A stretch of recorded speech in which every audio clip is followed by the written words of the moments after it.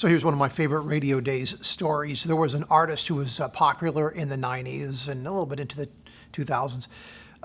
But I saw her at a social event in Nashville, and I loved her music. And I remember that when she made her debut in front of the radio people doing a little mini concert, she got a standing ovation, which is really rare from radio people who are, for the most part, pretty jaded about music.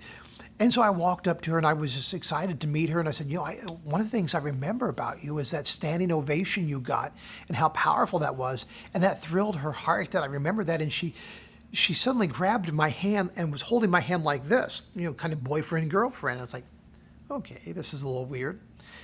Now, in years since, I've heard that particular artist had had some issues with alcohol. And I don't know if she was in her fully right mind, if this was just her bubbly personality, or if she was, I hate to say this, under the influence at the moment, but it was a really awkward situation as she stood there and we talked and she was holding my hand like this.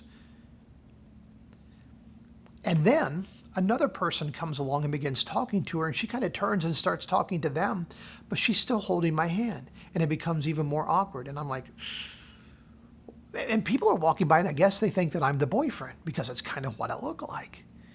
How do I extricate myself from this situation? Well, fortunately, she was kind of a hand talker. So at one point in time, as she was talking to this person, and it came to the point of really being awkward at this point. It's like, I got to get out of here.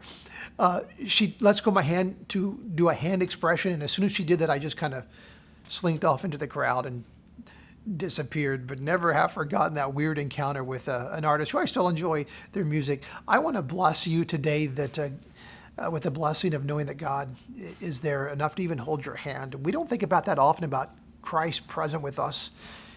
We think about his spirit, but just the power of his presence. So may you experience the Spirit holding your hand, Christ present with you, holding your hand at some point today when you need that comfort, when you need that connection.